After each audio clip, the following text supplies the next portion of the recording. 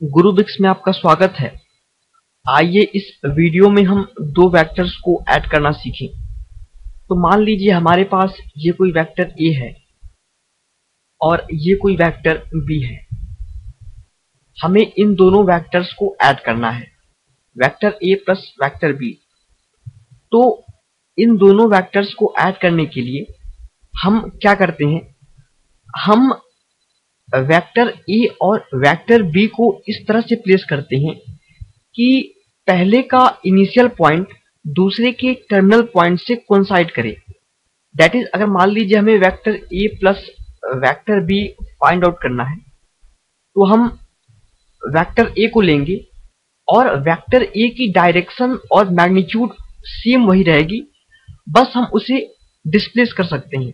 That means इस plane में ये वेक्टर a यहाँ पे था, हमने इसे उठाकर यहाँ रख दिया, लेकिन हमने इसके मैग्नीट्यूड और इसकी डायरेक्शन को चेंज नहीं किया। इसका डायरेक्शन अब भी इस साइड में है और मैग्नीट्यूड उतना ही है, तो वेक्टर a।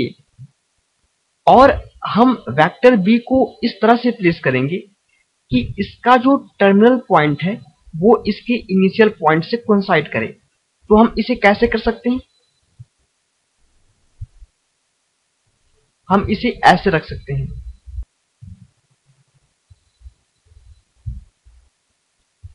ओके, ये वेक्टर b है, आप देख सकते हैं इसकी डायरेक्शन भी सेम है और मैग्नीट्यूड भी सेम है, तो ये हो गया वेक्टर b।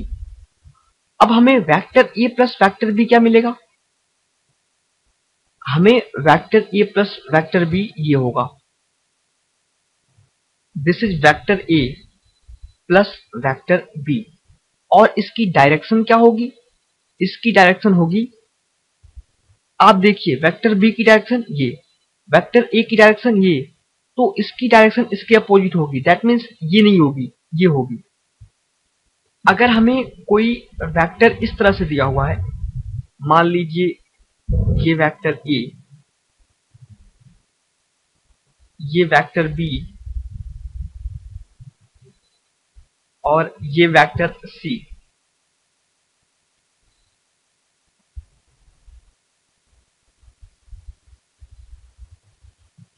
तो इन तीनों वेक्टर का सम क्या होगा, दैट विल बी 0, बिकॉज जो नेट डिस्प्लेसमेंट है वो क्या है, 0 है। हम यहां से यहां चले, फिर यहां से यहां चले और यहां से यहीं चले आए, तो नेट डिस्प्लेसमेंट क्या है, 0।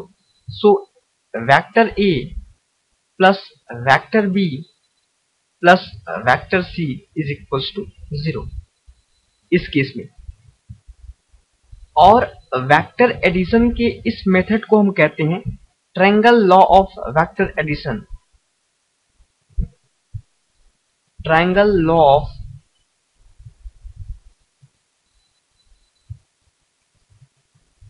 Vector addition.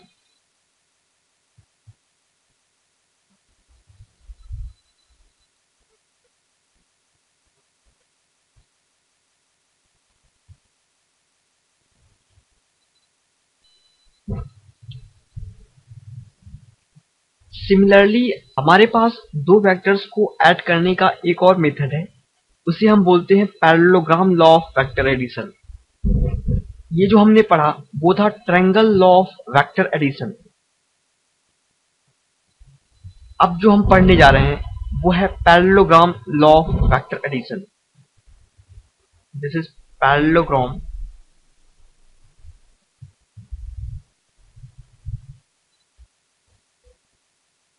Law of vector addition.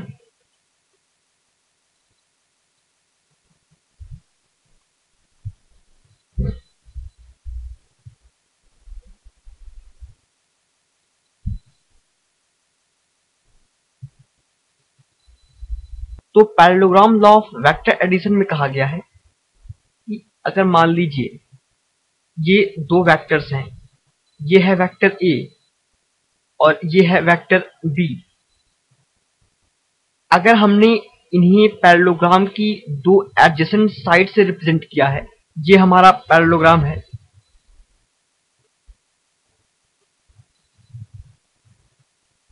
This one, और हमने वेक्टर a और वेक्टर b को इस पैरेललोग्राम की दो एडजेसेंट साइड से रिप्रेजेंट किया है, तो इन दोनों का एडिशन जो होगा, that means vector A plus vector B को हम कैसे रिप्रेजेंट करेंगे? हम vector A plus vector B को इस पैरेललोग्राम के डायगोनल से रिप्रेजेंट करेंगे। This is the diagonal of this parallelogram. तो ये क्या है? ये है vector A plus vector B. Okay, और डायरेक्शन इसकी ऐसे होगी, away from these initial points, इन इनिशियल पॉइंट से अवे। ओके, तो ये है parallelogram law of vector addition. तो हमने दो वेक्टर को ऐड करने के दो तरीके सीखे, एक triangle law of vector addition और दूसरा parallelogram law of vector addition. Triangle law of vector addition में हम क्या करते हैं? हम इन दोनों वेक्टर्स को इस तरह से प्लेस करते हैं कि एक का इनिशियल पॉइंट दूसरे के टर्मिनल पॉइंट के साथ कोइंसाइड करे, और उस ट्रायंगल की जो तीसरी साइड होती है वो रिजल्टेंट वेक्टर देती है, that is vector A plus vector B. Parallelogram law of vector addition में हम क्या करते हैं? इसमें हम वेक्टर ए और वेक्टर बी को किसी पैरेललोग्राम की दो एडजेसेंट साइड के द्वारा रिप्रेजेंट करते हैं, और उस पैरेललोग्राम का जो डायगोनल होता है वो इन दोनों वेक्टर के सम को रिप्रेजेंट करता है।